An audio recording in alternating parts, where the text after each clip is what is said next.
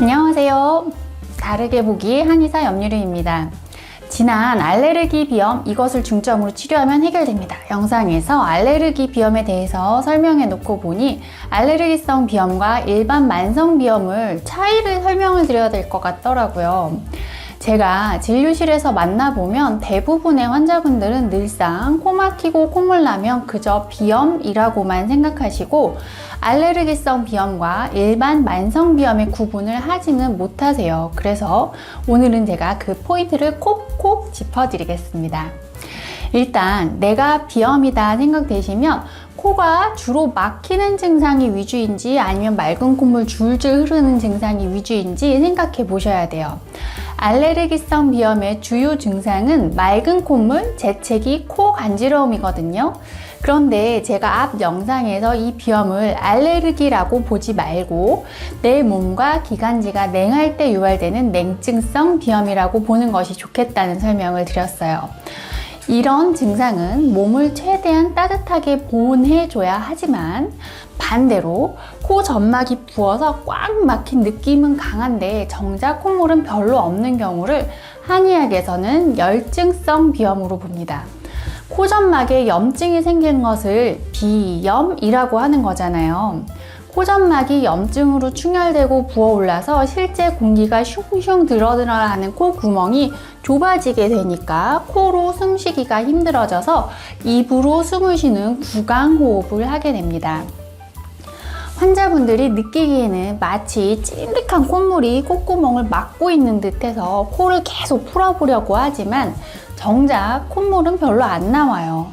이런 경우에는 열을 풀어내는 청열 한약을 강하게 처방하여 치료를 하게 됩니다. 같은 비염이지만 그 증상 특징이 상당히 다르고 원인도 열증, 냉증으로 전혀 다르니까 치료법도 완전히 달라지게 되는 거죠. 그러니 비염이라고 무조건 몸을 따뜻하게 해야 한다는 게 아니에요. 증상을 잘 살펴보고 생활 방식을 조절해야 됩니다.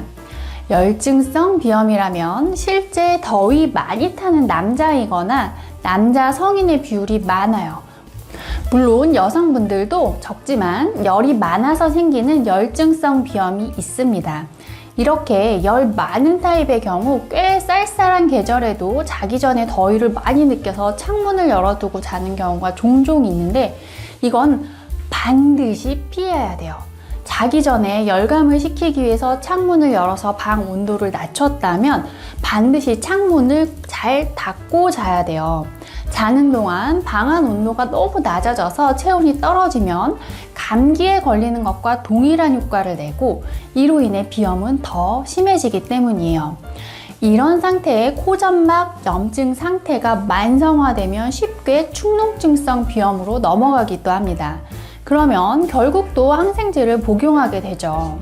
항생제를 복용하여 염증 상태를 좀 잡아 놓으면 비염은 순간 넘어가지만 항생제로 인해 장내 미생물균이 없어져서 설사, 소화불량에 시달리다가 또 어느 날 다시 비염이 심해지고 또 축농 쪽으로 번지는 경과를 반복하게 됩니다. 이런 예로 작년 겨울이 시작되던 12월 초 30대 중반 여성분이 작년 한 해 동안 항생제를 2주 분량씩 5번이나 복용했다고 하시면서 오셨어요. 내원날을 기준으로 2주 전에도 항생제를 복용했는데 이번에 독감에 걸려 또 항생제를 처방받아 복용 중이라고 근본적으로 비염을 치료하겠다면서 한의원을 찾아오신 거죠. 어렸을 때부터 비염이 있었고 둘째를 출산한 이후로 아이들에게 감기를 옮으면 바로 축농증으로 진행되었다고 해요. 축농증이 되면 두통, 치통이 생겨나고 초기에는 코에서 특유의 그 염증 냄새를 느끼게 된다고 하는데 이런 경우가 바로 열로 인한 열증성 비염이에요. 이런 경우는 청열 한약으로 치료를 하게 됩니다. 특히나 이분은 열이 위로 잘 오르니 비염, 축농증도 잘 생기지만 수면도 같이 불량했었거든요.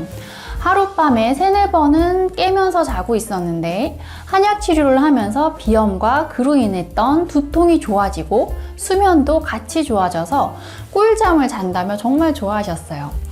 비염은 이미 치료 중반쯤에 좋아졌고 치료가 다 끝나는 3월 초까지 한 번도 비염, 축농증으로 인해 항생제를 복용하지 않았고 가족이 걸린 감기나 코로나도 본인은 비켜갔다며 자랑하셨었어요. 그리고 또 진짜 알레르기성 비염도 있어요. 냉증성 비염처럼 맑은 콧물, 연발적 재채기 등은 다 똑같지만 정말 정확하게 항원을 노출되는 때만 이런 비염 증상을 보이는 경우예요. 제가 앞 영상에서도 잠깐 언급했지만 정말 5월에 꽃가루 날리는 시기 딱 2주만 알레르기성 비염과 결막염에 시달린다던가 평소에는 괜찮다가 먼지 많은 옷장을 정리하거나 청소기 먼지통을 털면 콧물 재채기가 연발된다던가 하는 경우는 정말 진먼지, 진먼지 진드기, 특정 꽃가루 등의 민감 반응을 보이는 알레르기성 비염입니다.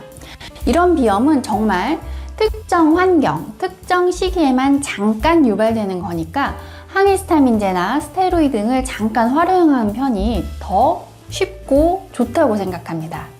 그런데 이런 알레르기 반응의 원인 물질이 명확하면서도 만성화되고 증상이 불편한 시기가 특정되지 않고 길어진다면 한약 치료로 개선이 가능해요. 한열의 불균형을 해소하는 방향으로 치료하면 항원 반응이 완전히 없어지지 않아도 그 민감도가 떨어져서 증상이 완화되는 결과를 얻을 수 있거든요. 한 예로 당시 중학생이던 한 남학생이 먼지 많은 교실에서는 항상 기침, 콧물 등 천식 경향이 심해서 알레르기 검사를 해보니 진드기, 진먼지, 자작나무, 꽃가루, 복숭아 등 다양한 항원이 검출되었는데 4개월 치료로 기침이 다 좋아져서 다시 검사를 하였을 때는 그 항원의 등급이 한 단계씩 떨어지고 클래스 1에 해당하던 참나무, 밤은 아예 없어지는 결과를 보였어요. 여기서 포인트는 여전히 알레르기 검사에서는 항원이 검출되지만 증상은 다 좋아져서 이제 교실에서 기침을 하지 않아도 된다는 거였어요. 자, 정리해 볼게요. 콧물보다는 코막힘이 위주고 심해지면 축농증으로도 곧잘 이어지는 건 열증성 비염, 현대의학 용어로는 만성비염이라고 하고요. 열이니까 청열 한약으로 치료해요. 물같이 흐르는 맑은 콧물, 재채기가 주된 증상이면 냉증성 비염이고 이건 나중에 천식형 만성 기침으로도 이어집니다. 이런 비염을 현대의학에서는 알레르기성 비염이라고 한다고 했죠. 냉증이니까 몸과 기관지를 따뜻하게 풀어내는 한약으로 치료합니다. 그리고 정말로 먼지 많을 때, 꽃가루 날릴 때만 잠깐 콧물 재채기, 눈, 코 가려움이 있는 건 진짜 알레르기성 비염이고 이건 잠깐이니까 양방의 알레르기 약인 항히스타민제나 결막염 치료를 위해 스테로이드를 잠깐 활용하는 게 오히려 편하고 좋습니다. 오늘은 이렇게 비염에 관해서 정리를 해봤어요. 오늘도 유익한 정보 되셨다면 구독과 좋아요 부탁드릴게요. 다르게 보기 한의사 옆누림이었습니다.